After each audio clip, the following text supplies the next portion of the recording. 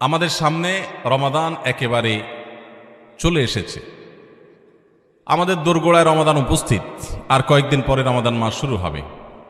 এই রমাদান মাস এটা ঈমানদারের জন্য ইবাদতের ভরা বসন্ত। ঈমানদারের জন্য ইবাদতের সবচেয়ে বড় মৌসুম এবং সিজন হলো রমাদান মাস।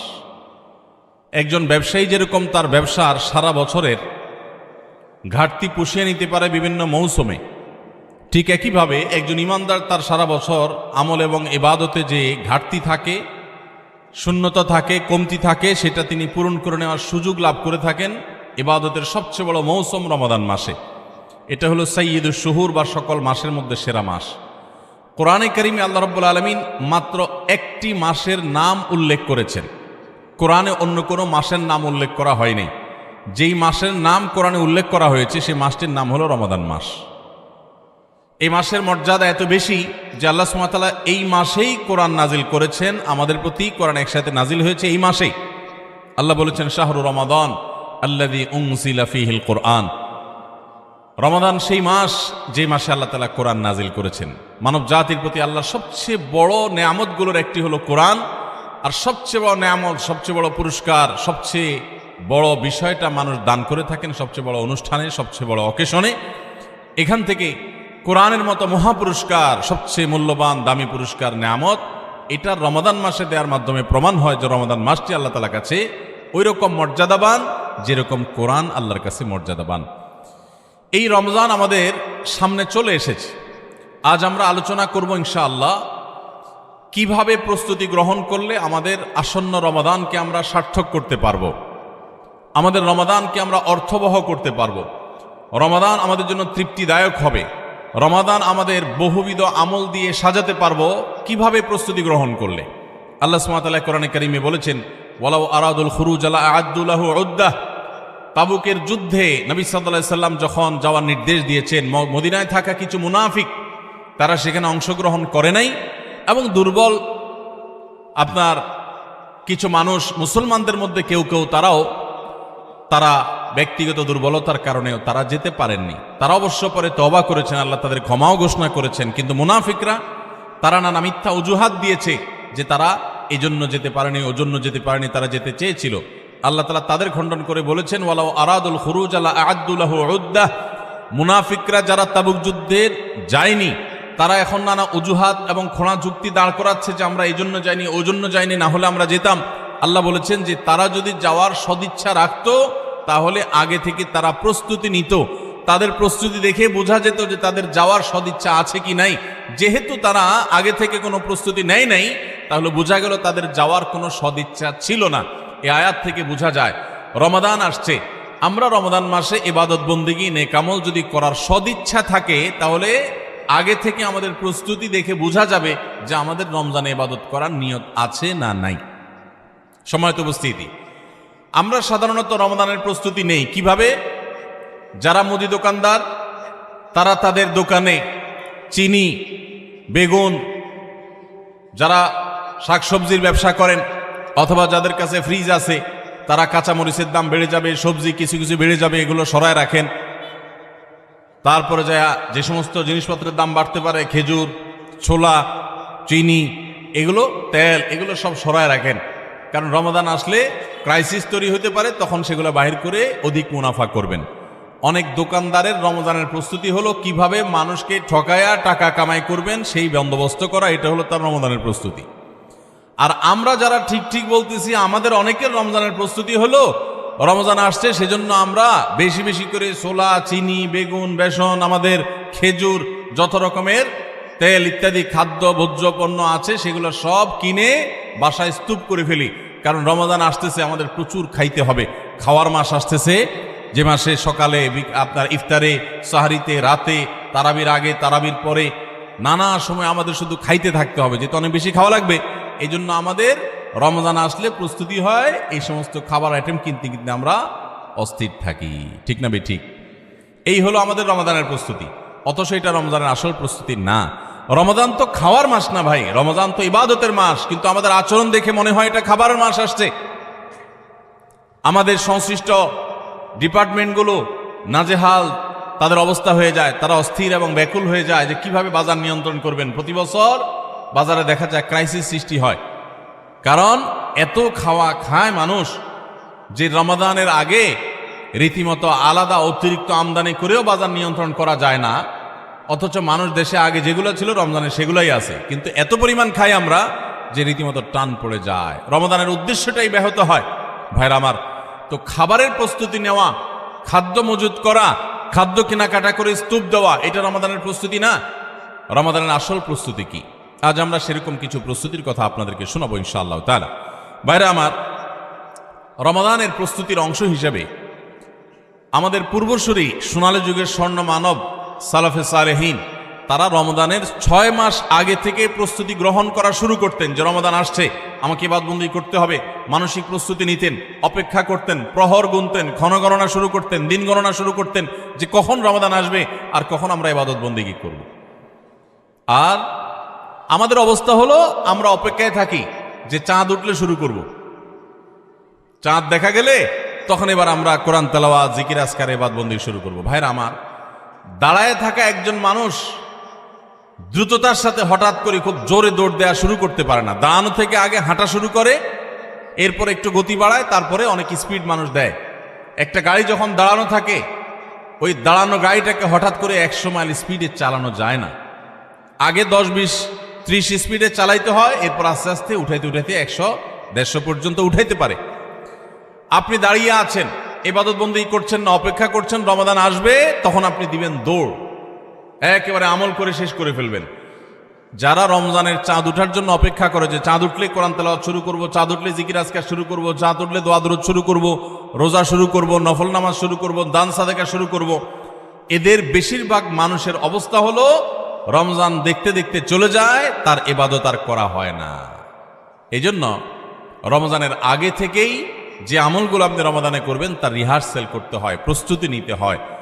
তো যে প্রস্তুতিগুলো আমাদের রমাদানকে অর্থবহ করতে পারে, ইবাদত বন্দিগি দিয়ে সাজাতে পারি, আমরা সমৃদ্ধ করতে পারি, এবং যেই রমাদানটা আমার জীবনে যতগুলো রমজান আসছে তার মধ্যে এটা একটা স্পেশাল রমাদান হবে, এই রমজানকে আমি অন্য রমজান থেকে পার্থক্য করতে পারবো, এই রমাদান আমার জন্য অনেক তৃপ্তিদায়ক হবে, এই রমাদান যাওয়ার পরে আমার মনে হবে যে আলহামদুলিল্লাহ এই বছর আমি আল্লাহকে মন ভরে প্রাণ ভরে ইবাদত করতে পেরেছি, তাকওয়া চর্চা করতে পেরেছি, আমার ভালো লাগা কাজ করবে, আমার দিল গাওয়াহ এবং সাক্ষ্য দিবে।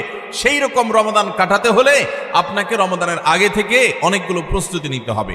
প্রস্তুতি নম্বর 1 নম্বর প্রস্তুতি হলো আমাদের রমাদানের আগ পর্যন্ত, এই যে গত রমজান থেকে এই রমাদান পর্যন্ত বা জীবনের শুরু থেকে এই পর্যন্ত যত পাপাচার আমরা করেছি, যত গুনাহ করেছি, যত অন্যায় করেছি, রমজানে ইবাদত বন্দিগির প্রস্তুতির অংশ হিসাবে সেই গুনাহ এবং পাপাচারগুলো থেকে আল্লাহর কাছে মাপ চাইতে হবে, ইস্তেগফার করতে হবে, ক্ষমা প্রার্থনা করতে হবে, বলতে হবে মাবুদ আমি যে অপরাধী, আমি যে পাপিষ্ঠ, কত গুনাহ করেছি, কত অন্যায় করেছি, তোমার কাঠগড়ার আসামি আমার নামে বহু মামলা হয়ে আছে। এত অপরাধ করার পর রমাদানে যখন আল্লাহ তাআলা রহমত, বরকত, মাগফিরাত, নাজাত, বহুবিধ কল্যাণ তার বান্দাদেরকে দিবেন, পাপিষ্ঠরা তো সাধারণত আল্লাহর এই রহমতগুলো থেকে বঞ্চিত হয়।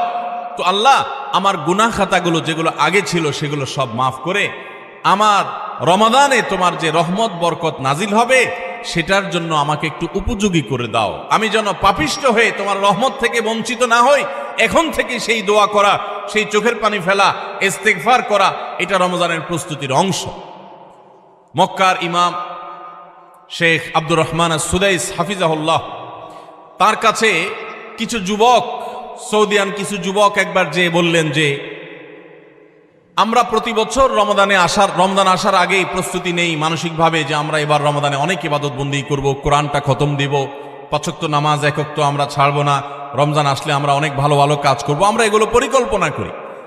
কিন্তু দুঃখের বিষয় হলো দেখতে দেখতে রমজানটা চলে যায়, শেষের দিকে আফসোস হয় এবং একটু খারাপ লাগা কাজ করে, এবং দিন শেষে রমাদান পার হয়ে যায় এবং আমরা আবার অপেক্ষা থাকি, ঠিক আছে তাহলে পরের বছর করব। এভাবে রমজানে আর ইবাদতের তৌফিক হয় না। এত চেষ্টা করি, এত নিয়ত করি, কিন্তু আসলে না, ওই কোরআনটাও ভালো করে খতম দিতে পারি, খতম দিলেও কোনো রকম খতম হয়, সুন্দর করে পড়া হয় না, ধীরস্থিরতার সাথে তেলাওয়াত করা হয় না, নামাজটা ঠিক মতো পড়া হয় না, কোনো ফাঁক দিয়া তারাবি মিস হয়ে যায়, আমার গুনাহ হয়ে যায়, আমি ভালো থাকতে চাই কিন্তু রমাদান ইবাদত করার তৌফিকটা হয় না, কেনই অবস্থা হয়, আপনি আমাদেরকে একটু নসিহত করেন।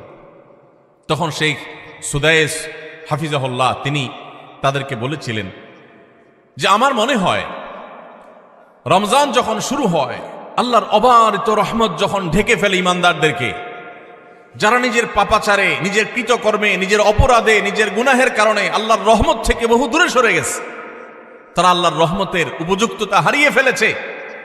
সেই উপযুক্ততা হারিয়ে ফেলার কারণেই আমরা অনেকেই ইবাদত করতে চাই কিন্তু বেটে বলে হয় না। আমরা অনেক চিন্তা করি, অনেক কিছু করব, কিন্তু হয়ে ওঠে না, রমজানটা চলে যায়, কপাল পোড়া হয়ে যায়। রমজানে যদি ইবাদত করতে না পারেন তো এটা শুধু শখের ব্যাপার না, রমজানে ইবাদত করতে না পারলে তো স্বয়ং নবী সাল্লাল্লাহু আলাইহি সাল্লাম এবং জিবরিলের বদদুয়ার ভাগীদার হবেন।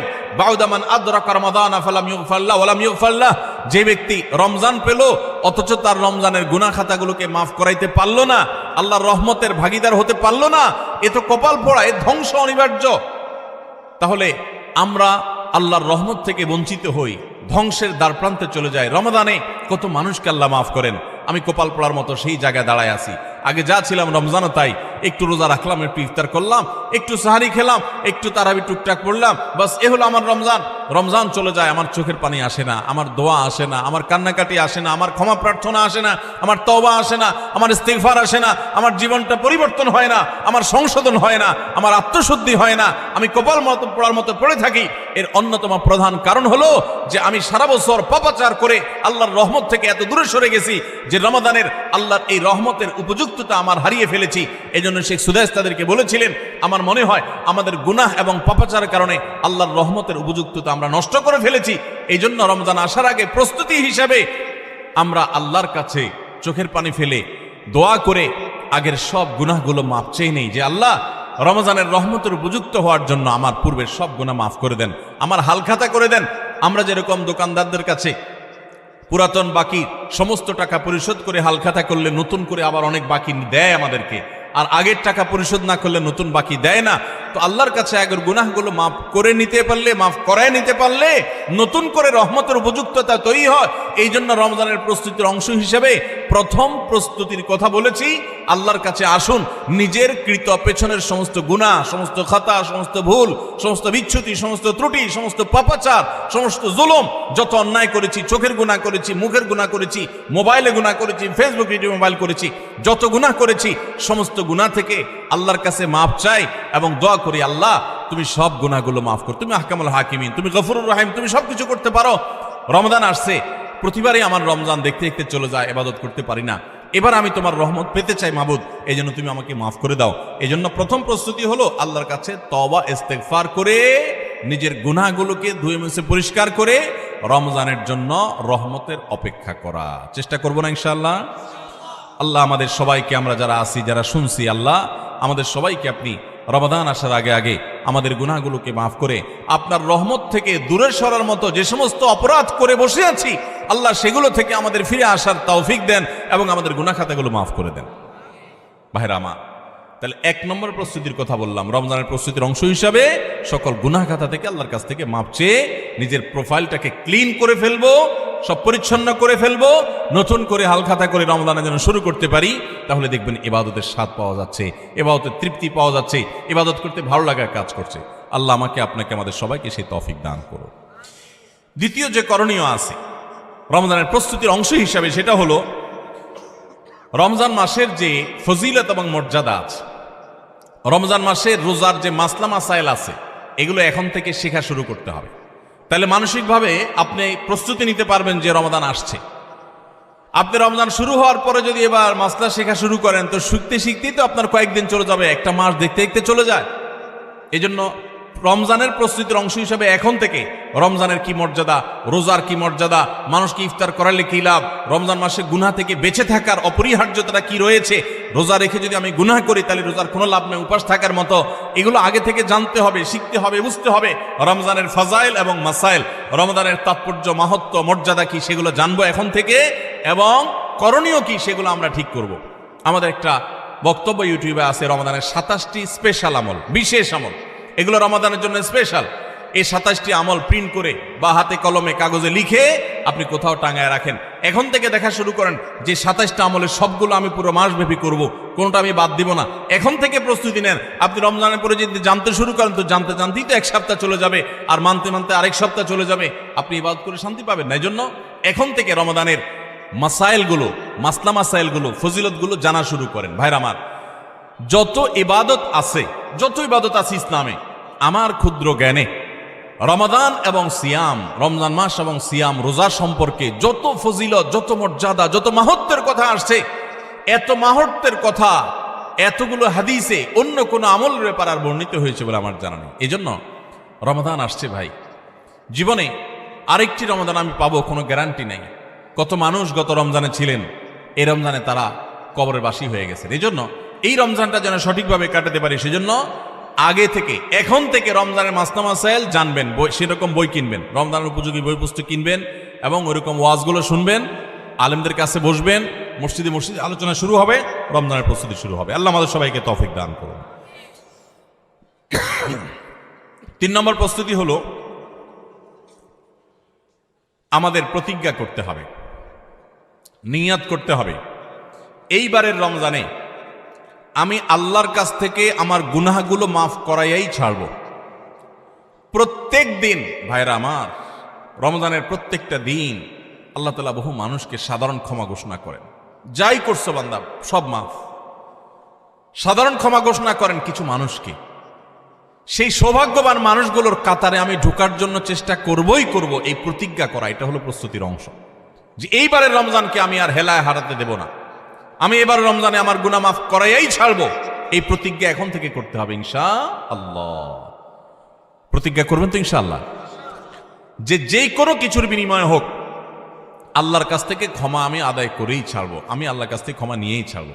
এখন আপনি বলতে পারেন যে ক্ষমা যে আমি পেয়েছি তার গ্যারান্টি কি, কিভাবে নিশ্চিত হব? ভাইরা আমার, কোন সালাফ বলেছেন আমাদের দোয়া কোনটা আল্লাহর কাছে কবুল হয়েছে আর কোনটা কবুল হয়নি নিশ্চিত হওয়ার কোনো উপায় আছে কিনা। তো তারা বলেছেন যে যেই দোয়া পর, যেই কান্নাকাটির পর, যে প্রার্থনার পর, যে মুনাজাতের পর আপনার মানসিক প্রশান্তি অনুভব হয়, আপনার মনের মধ্যে এক ধরনের সুখ অনুভব হয়, তৃপ্তি অনুভব হয়, আপনার প্রশান্তির এক বাতাস বয়ে যায়, খুব ভালো লাগা কাজ করে যে আমি দোয়া করেছি, আল্লাহর কাছে চোখের পানি ফেলেছি, কান্নাকাটি করেছি, ভালো করে মনোযোগী দোয়া করতে পেরেছি। এরকম যদি তৃপ্তি অনুভব হয় তাহলে সুধারণা করতে পারেন যে আল্লাহ আপনার দোয়াটা কবুল করেছে।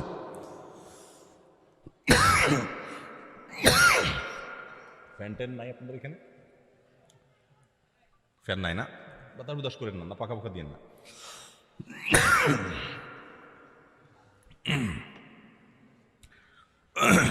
তাহলে রমাদানের প্রস্তুতির অংশ হিসেবে আমরা আল্লাহ রাব্বুল আলামিনের মাগফিরাত এবারের রমজানে আদায় করেই ছাড়বো, এই প্রতিজ্ঞা এখন থেকে করতে হবে। সাধারণ নিয়ত না, প্রতিজ্ঞা, পাক্কা নিয়ত করতে হবে। চেষ্টা করবো না ইনশাআল্লাহ যে আমি আল্লাহর কাছ থেকে আমার গুনাহগুলোকে মাফ করাইয়াই ছাড়বো। যত ত্যাগ করা লাগে, যত স্যাক্রিফাইস করা লাগে করবো, তারপর আমি মাফ করাই ছাড়বো ইনশাআল্লাহ। চেষ্টা করা যাবে না? আল্লাহ আমাদের সবাইকে তৌফিক দান করুন। ভাইরা আমার, 4 নম্বর যে করণীয় আছে আমাদের রমজানের প্রস্তুতির অংশ হিসাবে, সেটা হলো যদি কারোর আগের রমজানের, গত বছরের রমজানের রোজা বাকি থাকে, হতে পারে কেউ অসুস্থ ছিলেন, এত বেশি অসুস্থ হয়ে পড়ছেন যে রোজা রাখতে পারেন নাই, ভাঙতি পড়ছে, অথবা মা বোনদের মাসিকের কারণে রোজা ভাঙতি পড়ে থাকতে পারে, সফরের কারণে রোজা ভাঙতি পড়ে থাকতে পারে। এই ভাঙতি রোজাগুলো এই বছরের রমজানের আগে আগে রেখে দিতে হবে। আম্মা জান আয়েশা রাদিয়াল্লাহু তাআলা আনহা তার ভাঙতি রোজাগুলো পরবর্তী রমজানের আগে আগে রেখে ফেলতেন। এই জন্য রমজানের রোজার প্রস্তুতির অংশ হিসাবে আগের কোনো ভাঙতি বা কাজা রোজা থাকলে এই রমজানের আগে আগে সেগুলো রেখে ফেলা উচিত এবং উত্তম। এটা রমজানের 4র্থ প্রস্তুতি। 5 নম্বর প্রস্তুতি হলো নিজের অন্তরকে শিরক এবং হিংসা থেকে মুক্ত করা। আল্লাহর সাথে কোনো কাউকে, সেটা কোনো মাজারে শায়িত ব্যক্তি হোক, কোনো জীবিত ব্যক্তি হোক, কোনো কাউকে আল্লাহর সাথে অংশীদার সাব্যস্ত করা যাবে না। এই শিরক করা থেকে নিজেকে পরিচ্ছন্ন করতে হবে, তাওহীদটাকে স্ট্রং করতে হবে এবং নিজের অন্তরকে হিংসা, বিদ্বেষ, শত্রুতা এগুলো থেকে পরিচ্ছন্ন করতে হবে। আপনি যদি এগুলো থেকে পরিচ্ছন্ন করেন, এগুলো থেকে পরিষ্কার করেন অন্তরকে, তাহলে ইনশা আল্লাহ বিইذনিল্লাহ আল্লাহ তাআলা প্রতিদিন যে বহু মানুষকে সাধারণ ক্ষমা ঘোষণা করেন, আপনি আশা করতে পারেন যে আপনি সাধারণ ক্ষমার আওতায় পড়বেন।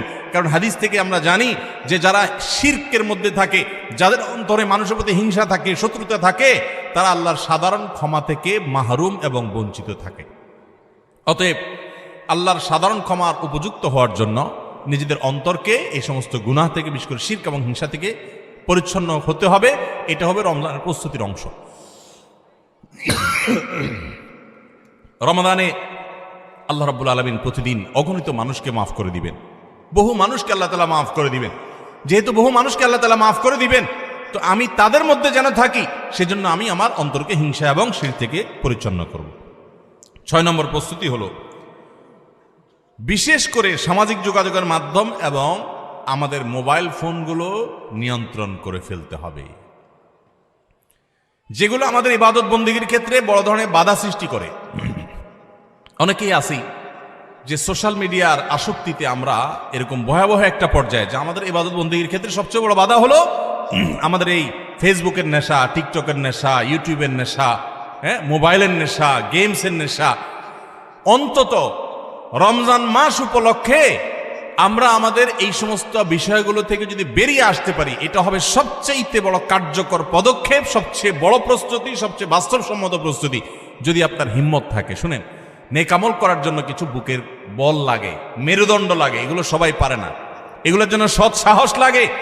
ইমানদার যুবক, আমার জীবনটা শেষ হয়ে যাচ্ছে, হেয়ালিপনায়, হেলায় পেলায়, যা খুশি তা করে জীবনটা পার করে ফেলছি, এই মোবাইল স্ক্রিনের পিছনে আমার পুরো জীবনটা বরবাদ করে ফেলছি, আর কত?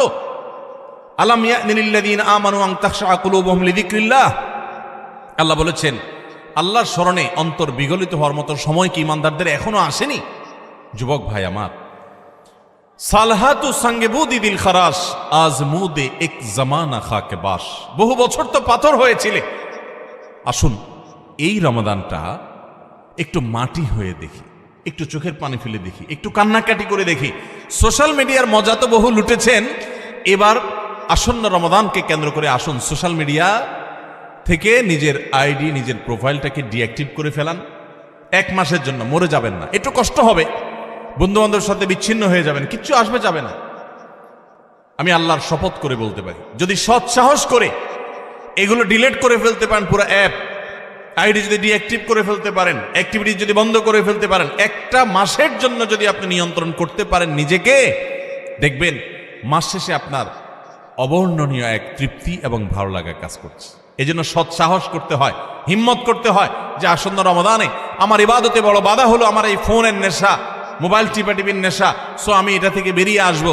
আমরা যদি সৎ সাহস করি, হিম্মত করি, নিয়ত করি যে আমি এই রমাদানটাকে ইবাদতে কাটাবার প্রয়োজনে আমি কোরআন তেলাওয়াত করব, আমি বই পুস্তক পড়ব, আমি সুন্দর করে নামাজটা পড়ব, আমি আমার অন্যান্য কাজকাম করব, স্টুডেন্ট হলে পড়ালেখা করব, অন্যান্য কাজকাম করব, এর বাইরে আমি আমার সময়ের অপচয় থেকে বাঁচার জন্য আমি এই অপারেশন করব, নিজের প্রতি নিজে এই শক্ত এবং কঠিন অভিযান পরিচালনা করব।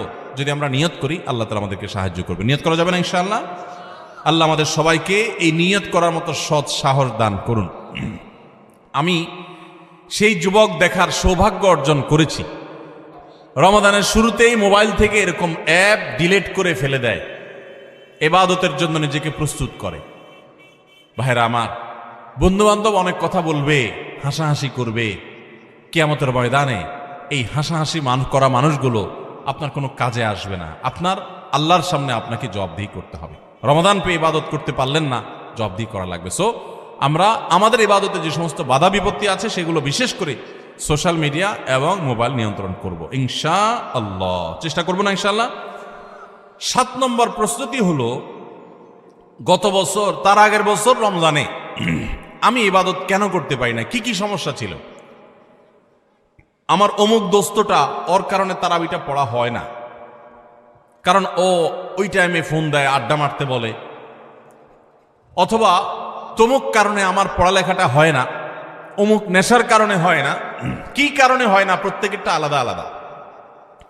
আমার গত রমজানে আমি কোরআনটা পুরো ভালো করে সুন্দর করে খতম দিতে পারি নাই কেন? শুরু তো করছিলাম কিন্তু শেষ করতে পারি নাই কেন? আমার গত রমজানে যে তারাবি কয়েকদিন মিস হয়েছিল, সেটা কেন মিস হয়েছিল? আমার গত রমজানে যে ভালো কাজগুলোর পরিকল্পনা ছিল সেগুলো কেন হয় নাই, সেই বিষয়গুলো আমাদের চিহ্নিত করতে হবে, খুঁজে বের করতে হবে। বের করে এইবারের রমাদানে যেন সেগুলো রিপিট না হয়, সেগুলো যেন আর পুনরায় দেখা না দেয়, আগে থেকে সিদ্ধান্ত নিতে হবে এবং প্ল্যান করতে হবে যে আমার গত রমজানে কি সমস্যা ছিল, ও শেষের দশকে যে আল্লাহ লাইলাতুল কদর রেখেছেন ওই দশকটাতে আমার ঈদের কেনাকাটার কারণে আমি এগুলো করতে পারি নাই, তাহলে এবছর ঈদের ঝামেলা আমি আগেই সেরে ফেলব। আমি বাড়ি যাওয়ার নাম করে যাইতে একদিন, আসতে যাইতে একদিন, পথে একদিন, যাওয়ার পরে আবার শরীরকে ফ্রেশ করতে আরেক দিন, আমার শেষের 27তম রাত, আমার 28তম রাত, শেষের রাতগুলো ইবাদত করতে পারি নাই, মার্কেটে ঘুরছি, শপিং মলে ঘুরছি, আমার জিন্দেগি বরবাদ করছি। তাহলে গত বছর আমার ইবাদতের ক্ষেত্রে যেগুলো বাধা ছিল, যেগুলো কাঁটা ছিল, এই বছর সেগুলোকে আগে থেকে দূর করার পরিকল্পনা করতে হবে। এটা হলো রমজানের প্রস্তুতি। কথা বুঝেন নাই? মা বোনরা ইফতার বানাইতে বানাইতে ইফতারের আগে দোয়া কবুল হয়, মূল্যবান সময়টা নষ্ট করে ফেলছেন, পারেন নাই। তো এই বছর পরিকল্পনা করেন যে আগে থেকে যেই জিনিসগুলো তৈরি করে রাখা সম্ভব, যতটুকু গোছায় রাখা সম্ভব সেগুলো গোছায় রাখবো। আর পরিবারের সদস্যদেরকে নিয়ে বসেন, এবার আমরা সবাই একটু ভালো করে ইবাদত করতে চাই, হেয়ালিপনা করতে চাই না। আমরা রমাদান খেয়ে পরে কাটানোর জন্য আল্লাহ দেন না, ইবাদতের জন্য দিয়েছেন। এই রমাদানের মূল্য এত বেশি যে এই রমাদান চলে যাচ্ছে, আমরা বেশিরভাগ মানুষ উপলব্ধিও করতে পারছি না, অথচ এই একটা রমাদান আমার গোটা জীবনকে পরিবর্তন করার জন্য যথেষ্ট।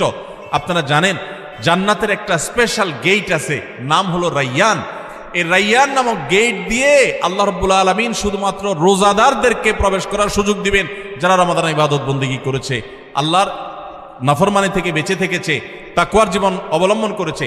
আল্লাহ তাদের মর্যাদা দিবেন ওই স্পেশাল গেট দিয়ে প্রবেশ করে। এই জন্য জাহান্নাম থেকে বাঁচার জন্য, জান্নাত লাভের জন্য পরিবারের সদস্যদেরকে নিয়ে বসেন যে আমাদের এবারের রমাদানে আমরা ইবাদত করব। আমাদের গত রমজান ইবাদত কেন হয় নাই? কারণ ইফতারিতে আমাদের 10 আইটেম না হলে হয় না। এবার আমরা আইটেম কমাই, আমরা একটু খাবার পরিমাণ কমাই। যেই খাবার খেতে আমাদের ঝামেলা হয়তো আমরা করব না। যদি কোনো মহিলার ইফতারের প্রস্তুতি ইবাদত না হয়, সাহারির সময় তার ঝামেলা তৈরি হয়, তাহলে এগুলো আগে ভাগে প্ল্যান করতে হবে কিভাবে কমানো যায় ঝামেলাগুলো। হয় পরে করব, নয় আগে করব, নয় পরিবারের সদস্যদের সাহায্য নিব, নাহলে আইটেম কমাবো, কিভাবে হতে পারে প্ল্যান প্রোগ্রাম করতে হবে। বেড়াবেড়ি, দাওয়াত খাই, হ্যাঁ, ইফতার পার্টি, সাহারি পার্টি, এগুলো করতে গিয়ে আমার ইবাদত হয় নাই, সো আমি এবছর সেগুলো করব না। এজন্য গত বছরের সমস্যাগুলো চিহ্নিত করে সেগুলো থেকে এবার দূরে থাকার চেষ্টা করতে হবে। এটা হলো 7 নম্বর প্রস্তুতি। 8 নম্বর প্রস্তুতি হলো রমজানের যে আমলগুলো আছে, রমজানের ওই যে বললাম 27টা স্পেশাল আমল আছে হাদিসের আলোকে, 27টা। রমজানের সবচেয়ে বড় আমল কি ভাই? রমজান মাসের সবচেয়ে বড় আমল কোনটা? সবচেয়ে বড় আমল হলো রোজা রাখা। রোজা রাখার চেয়ে বড় কোনো আমল আছে? রমজানের দ্বিতীয় আমল হলো রাতে তারাবি পড়া। তৃতীয় আমল হলো কোরআনে কারীমের তেলাওয়াত করা। আল্লাহর কাছে দোয়া করা আরেকটা আমল। উমরার তৌফিক থাকলে উমরা করা আরেকটা আমল। নবী সাল্লাল্লাহু আলাইহি ওয়াসাল্লাম রোজা রেখে প্রচুর মিসওয়াক করতেন, সেটা আরেকটা আমল। শেষ দশকে ইতিকাফ করা, সেটা আরেকটা আমল। শেষ দশকের বেজর রাতগুলোতে ইবাদতের চেষ্টা করা, সেটা আরেকটা আমল। লাইলাতুল কদর পাওয়ার চেষ্টা করা আরেকটা আমল। লাইলাতুল কদর পেয়ে গেলে আল্লাহুম্মা ইন্নাকা আফুউন তুহিব্বুল আফওয়া ফা'ফু আন্নী পড়া আরেকটা আমল। এই রকম 27টি আমল স্পেশাল আছে রমাদানের জন্য, যেগুলো কোরআন হাদিস থেকে প্রমাণিত। তাহলে সেই আমলগুলোকে এখন থেকে টুকটাক করা শুরু করার চেষ্টা করা। একটু নফল রোজা রাখেন, তাহলে রমজানে যে রোজা রাখবেন ওটা সহজ হবে। এখন থেকে রোজা রাখার অভ্যাস করেন। নবী সাল্লাল্লাহু আলাইহি ওয়াসাল্লাম মাসে বিশেষ রোজা রাখতেন। আপনি এখন থেকে দান সাদকার অভ্যাস শুরু করে দেন, প্ল্যান পরিকল্পনা শুরু করে দেন। এইটা হবে রমজানের প্রস্তুতি, যে রমজানে যে আমলগুলো করবেন এখন থেকে সেগুলো শুরু করে দেন। ওই যে বললাম দান ও গাড়ি 100 মাইল স্পিডে চলতে পারে না, আগে 20 মাইল স্পিডে চলেন, শুরু করে দেন। এরপর চাঁদ উঠলে, রমজান শুরু হয়ে গেলে আপনি 100 মাইল স্পিডে যেতে পারবেন। চেষ্টা করবেন না ইনশাআল্লাহ? তাহলে 8 নম্বর আমল হলো ভাই, রমজানে যে আমলগুলো করব সেগুলোকে এখন থেকে রিহার্সেল শুরু করে দিব, প্রস্তুতিমূলক ওয়ার্ম আপ এটা শুরু করে দিব, মহড়া শুরু করব একটু একটু করে, যে রমজানের তেলাওয়াত করব, এখন আর ধরবই না। তো রমজানে আমি প্রতিদিন 1 পারা পড়বো, এখন 1 পৃষ্ঠা পড়ি। রমজানে প্রতিদিন 3 পারা পড়বো, এখন 1 পারা পড়ি। আমি একটু একটু করে কোরআনের সাথে সম্পর্ক করি, কোরআনটাকে রেডি করি, কোরআন কিনে প্রস্তুত করি নেই যে কোনটা আমি পড়বো না পড়বো, সেগুলো রেডি করি। 9 নম্বর আমল হলো রমাদানের সময় আমি কোন আমল করব না করব, কখন কি করব, এটার একটা চার্ট রেডি করে ফেলবো। আমার কোরআন খতম করতে হলে এমন টাইমে কোরআন তেলাওয়াত করতে হবে প্রতিদিন যখন কোনো কাজ থাকে না, ফজরের পরে আমি একটু কোরআন তেলাওয়াত করে তারপর ঘুমাবো। তাহলে ওই টাইমে তার অন্য কোনো ঝামেলা থাকে না, আমার আর মিস হবে না ইনশাআল্লাহ। তারাবির পর আমি শোয়ার আগ দিয়ে তেলাওয়াত করি, তারপর শোবো। আবার ভোর রাতে দোয়া কবুল হয়, সাহারি খাইতে উঠলে আমি প্রতিদিন 10 মিনিট হাতে রাখবো একটু দোয়া করার জন্য। আগে থেকে এগুলো চার্ট তৈরি করে ফেলতে হয় যে কোন টাইমে আমি কি করব।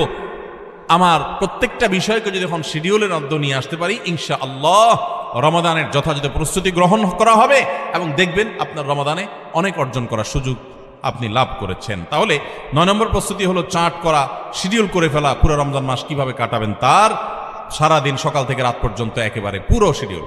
10 নম্বর হলো শাবান মাসের শেষ দিনে 29শে শাবান পশ্চিম আকাশে চাঁদ দেখবেন, এটাও রমজানের প্রস্তুতির অংশ।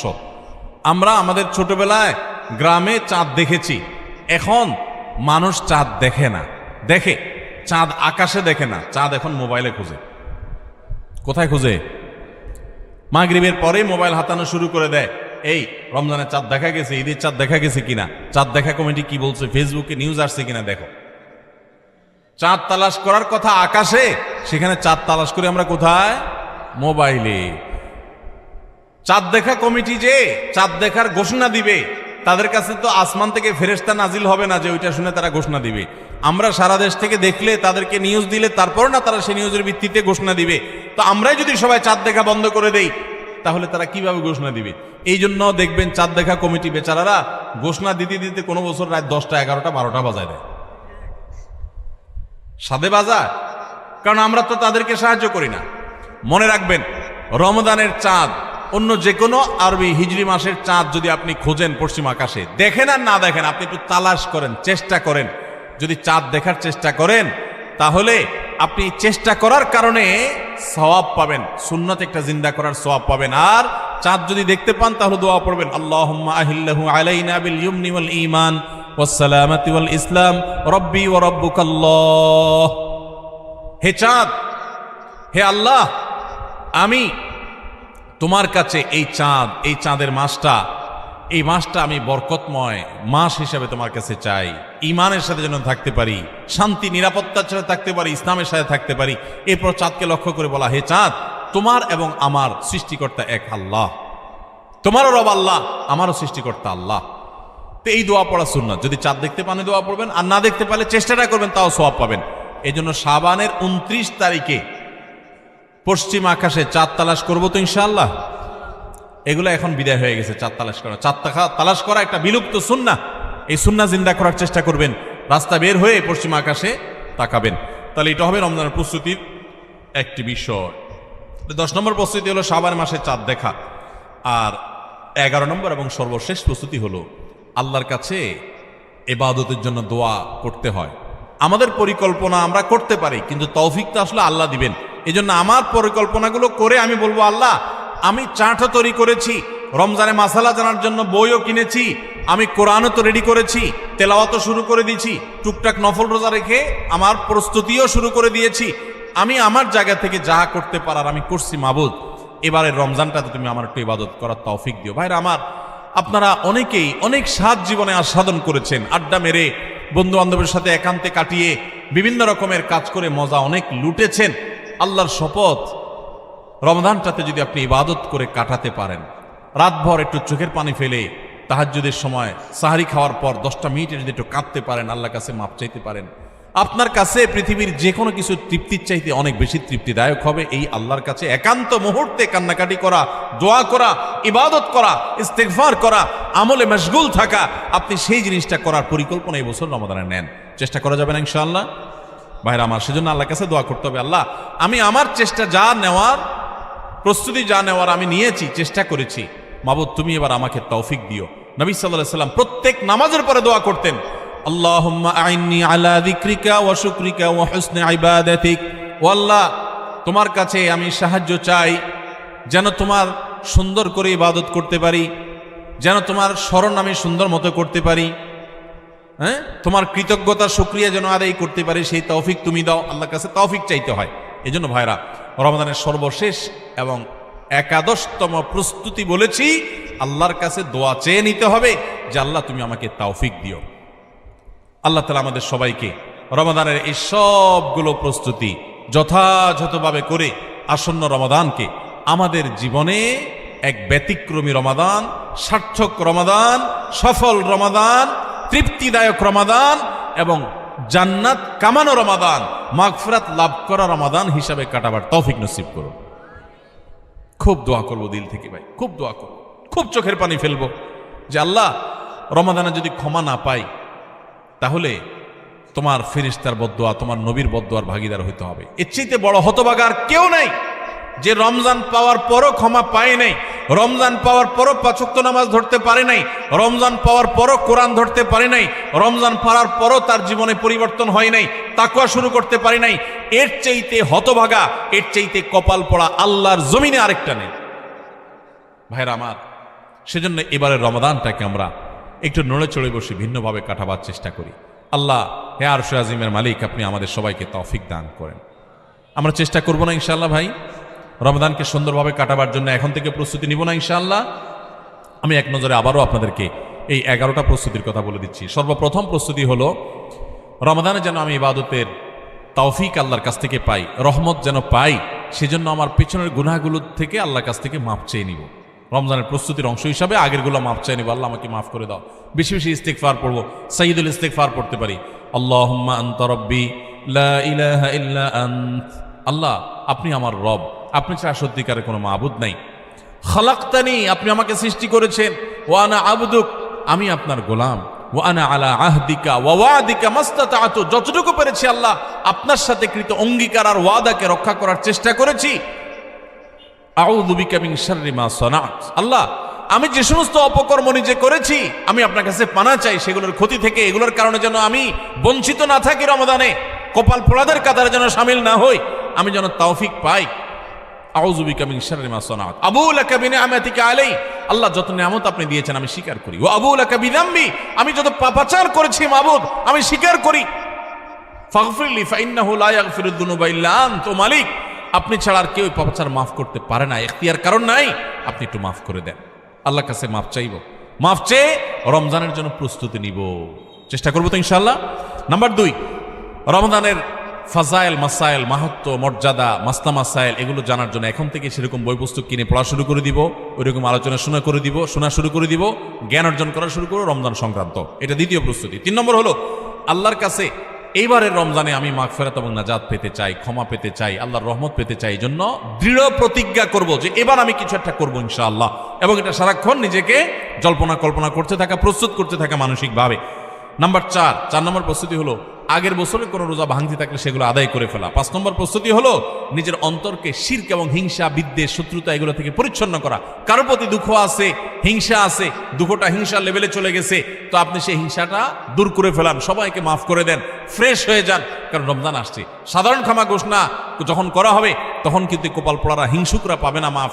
এই জন্য কারোর প্রতি হিংসা রাখেন না, কারোর অকল্যাণ চায়েন না, সবার কল্যাণ কামনা করেন, মনটাকে উদার করে দেন, বড় করে দেন, এতে আপনি সুস্থ থাকতে পারবেন। আর শিরক থেকে নিজেকে বাঁচিয়ে রাখেন, ইনশাআল্লাহ রমজানের সাধারণ ক্ষমার মধ্যে পড়বেন। এটা রমজানের প্রস্তুতির অংশ যে শিরক এবং হিংসা থেকে নিজেকে পরিচ্ছন্ন করলেন। 5 নম্বর প্রস্তুতি।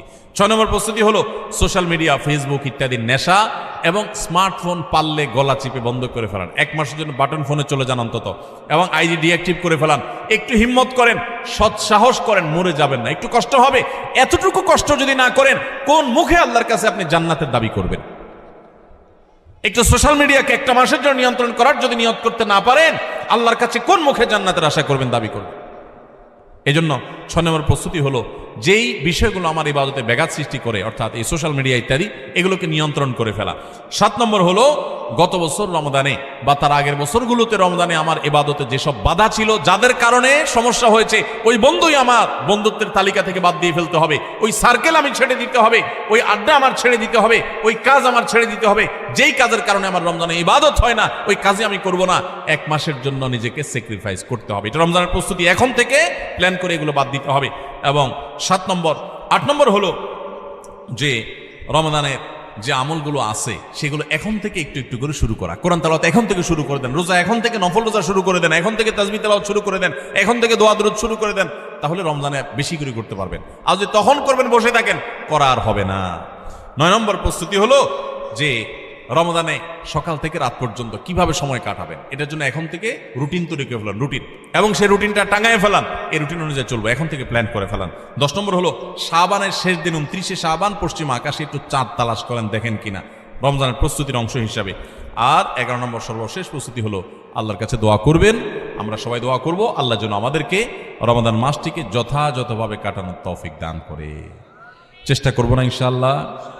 আল্লাহ আজকের এই মাহফিলে আমরা যারা আছি, আমাদেরকে যারা অনলাইনে দেখছেন দেখবেন, আমাদের সবাইকে আপনি সৌভাগ্যবান মানুষের কাতারে সামিল হওয়ার তৌফিক নসিব করেন। আল্লাহ বহু মানুষকে আপনি মাফ করে দিবেন, আমাদেরকে সেই ক্ষমাপ্রাপ্ত সৌভাগ্যবান মানুষদের কাতারে সামিল হওয়ার তৌফিক নসিব করেন। আল্লাহ যেন গোটা রমজান আমরা কোরআন নিয়ে পড়ে থাকতে পারি, আল্লাহ তোমার তাসবিহ তেলাওয়াতে যেন পড়ে থাকতে পারি, আমরা যেন দোয়া মুনাজাতে পড়ে থাকতে পারি, আমরা যেন চোখের পানি ফেলতে পারি, যেন তাহাজ্জুদ পড়তে পারি, ভোর রাতে দোয়া করতে পারি, সকল নেকামল দিয়ে যেন রমজানটাকে সাজাতে পারি, পরিতৃপ্তির রমজান যেন সাজাতে পারি, সকল খারাপ বন্ধু, খারাপ সংস্রব, খারাপ আড্ডা, খারাপ সার্কেল সবগুলোকে তোমার জন্য ত্যাগ করে আমরা যেন একান্ত তোমার হয়ে যেতে পারি। আল্লাহ এই রমজানটা আমাদেরকে সেভাবে কাটানোর তৌফিক দান করো। সবাই চেষ্টা করবো তো ইনশাআল্লাহ। জাযাকুমুল্লাহু খায়রা ওয়া আখিরু দাওয়ানা আনিল হামদুলিল্লাহি রাব্বিল আলামিন।